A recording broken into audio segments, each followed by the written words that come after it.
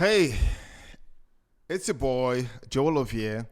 And you know what we like to do? What I love to do is I love sharing tips and strategies and different techniques that I've been using to help me get over those head trash. So each and every Thursday, we'll be dealing with that mindset because really and truly, everything is here. Everything lies here. Success lies here in our mind. Okay, some of you don't know me as yet. My name is Joel Levia. I'm a personal trainer, first and foremost. I'm a nutrition coach as well, business owner based in New York City. I enjoy what I do. I enjoy transforming people's life with good movement and good eating habits.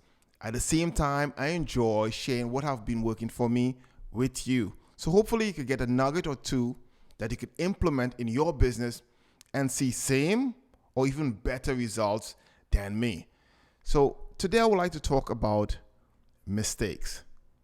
There are three mistakes I would like to talk about and how to overcome those mistakes within your personal and business life.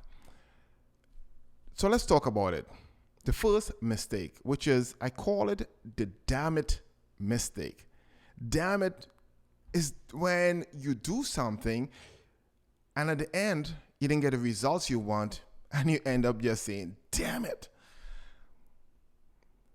Most of the times with those mistakes and how why it affect you is this. First and foremost, I'll have to say this. The way we handle mistakes highly depends on how we were raised. For me, I was raised in East New York, Brooklyn, and you have to just go back in the days, back in the late 80s, 90s, and just picture that time period.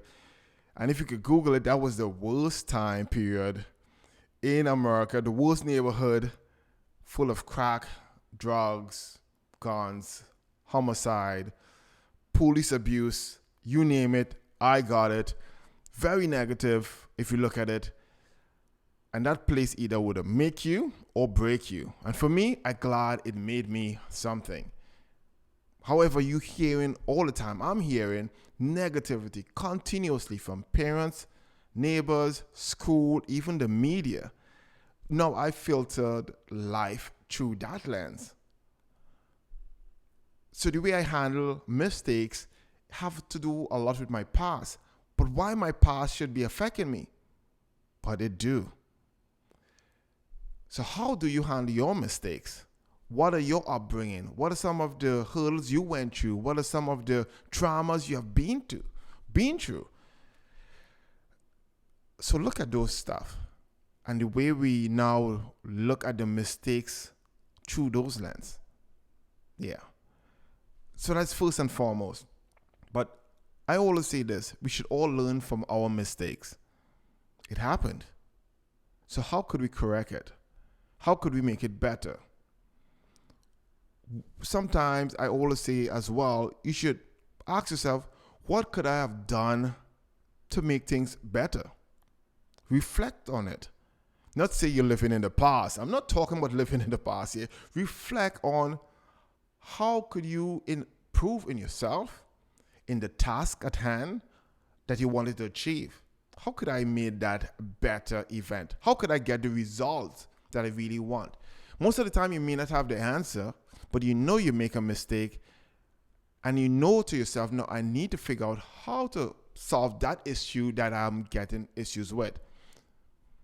Sometimes people may end up repeating the same mistake over and over and over again, hoping to get a different result. But if you're repeating the same thing over and over and getting the same results, meaning there is something missing. There's something most likely need tweaking. So be conscious of that. Most of the times you're not aware and you're trying to beat a dead horse. But now that you're conscious that things might need tweaking, search and seek out answers.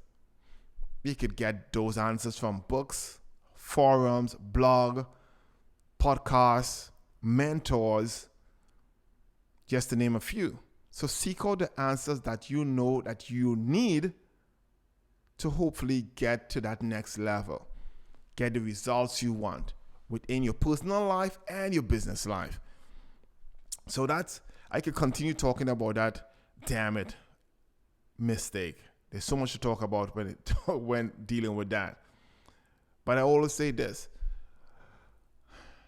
I did a lot of mistakes and I used to say, damn it. And what I observe in my personal life and also with friends, it's when I say damn it, when I look back and I analyze the situation, most of the time I didn't follow instructions or I didn't have instructions to follow to achieve it. So either I wing it or I didn't take enough notes or follow the blueprint to the T. So now that I know that, I always recommend listen more. Be attentive in what needs to be done for you to achieve what you want to achieve. Follow the task, follow the blueprint to a T. Because remember, you never got over that bridge before. So someone else is telling you, hey, this is a strategy I have used to get over the bridge. Try it. Follow it to a T and see if it works for you. And then when you get over the bridge, back and forth, you may discover new things that you could tweak and add to make it even better for someone else or for yourself as well. So listen a little more. That's just for starters. I always say this. Take ownership. Take ownership of your mistakes. Nothing is wrong. Mistakes is not failure. It's a learning experience, so learn from it. However, take ownership of it. Do not blame your cat, your dog, your spouse, your surrounding, your family. Take ownership of your mistakes and move on. The next thing I always suggest is it's really good to bounce ideas off with someone else, a colleague, a friend, somebody that is supportive, or even someone who have already did it before. Bounce ideas off someone else or share your mistakes with someone else, and they may see it differently because they're looking at it from a different point of view. So they may be able to see how you could have improved on such as well. So that is some ways to kind of improve on those damn it mistakes. So let's look at the second form of mistake that happens a lot, which is the multitasking mistakes. Yes, I know. Most likely it hits you in your chest like a brick because most of us multitask. We believe we could do 10,000 things at the same time and get 10,000 results at the same time. However, most of the times what occurs is this: we get nothing done, or we get burned out and still may not get as much stuff done. What I observe with me personally, I strongly believe I can multitask. And for years I multitask. I have multiple plans, multitasking on multiple things, and I enjoy always being busy. But what I observe is, yes, I got certain stuff done. However, it will take much longer time. And most of the times I get burned out or discouraged because I'm not seeing the results fast enough. Multitasking is one of the stumbling blocks that hinder most of us from what we're trying to achieve. Ask yourself this question. Let's say I take a circle, right? And I cut it in half. So now you have two, a pair. And on those two halves, you have two different tasks. So now we're just saying we're making things equal. You put 50% on this task on one of the half and 50% on the next task, which is the next half. I'm asking you this question. Which task will get 100%? Zero. None of them. Because you put in 50%, hopefully, on one of the tasks and 50% on the next task. You put in 50% in and it's 50% you'll get out. Let's say we now multiply that, right? So now you're doing lead generation, you're doing graphic design, funnels, and let's say you're doing email marketing. So you split it up in 4 now. You're doing 4 tasks, block it up. So 25% on each one of them. It'll take you much longer to achieve. You may even get discouraged because you're not seeing the results fast enough. And none of them you're putting 100% in. I always recommend this because I struggled with this for many years. What I observed is when I was able to look back at my roots, because I'm a martial artist. I've been doing martial arts for many years, and before I move on to the next skill, I master that one skill first. I may do 1,000 launch punches before I do a hook punch. I may do maybe 10,000 front kicks before I was able to do a roundhouse kick. And I mastered one before I moved on to the next one. And I went back to that kind of route, and I realized I was getting stuff done, and I was getting really good at the task. That although let's say I learned how to learn copywriting, when I finished copywriting and I started learning, let's say, web design and funnels, the copywriting is something still engraved in me. Now I learn in the second task and able to get things done faster. And now over time, compounding with other information, I just have a wealth of information.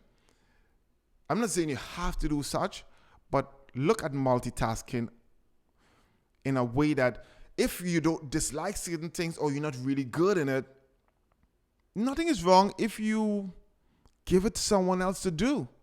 There's places like Upwork and Fiverr that these guys are skilled in what they do, and they're willing to do it for little money. So outsource those stuff. That you don't have to multitask, and you could just focus on that one thing that you enjoy the most and you crush it. So that's number 2. The third thing I realized that makes most people struggle and fail, that is that FOMO mistake. FOMO, which is the fear of missing out. That kind of scarcity mindset and want to get every shiny object. There's a difference between scarcity and abundance, and it all lies in here. For example, I went to Romania and I went to the countryside, and the people wasn't wealthy. They didn't have much compared to what I have at that time, or even now.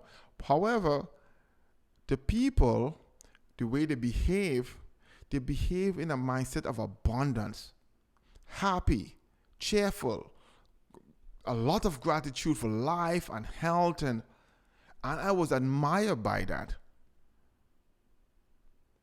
That is scarcity versus abundance. It's all in the mind. Scarcity, there's nothing really scarce.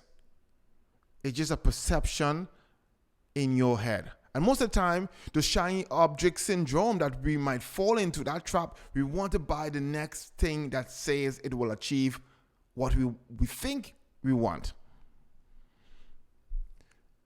Your life is your life, and you should play the game of life your way. Not playing my game or somebody else's game, but playing your game to the fullest. That you feel satisfied, contented, without regrets, enjoying what you do. Play your game. Again, bounce ideas off of friends and colleagues and groups, and you'll get feedback, but play your game. You don't have to fall for that FOMO mentality, scarcity. No, you don't. Dance to the rhythm of your own drum beats. So I could continue talking about this because I enjoy talking about just mistakes that I have made, and hopefully someone out there will get a nugget or two and their life will change. I 100% enjoy doing this. But today I'll wrap it up. I hope this information was really informative. I hope you was able to get at least 1 or 2 nuggets from this. And If you believe you could help a friend out, hey, share the love, share the link to a friend, colleague. I will appreciate it a lot. Until next time, peace and success in your business.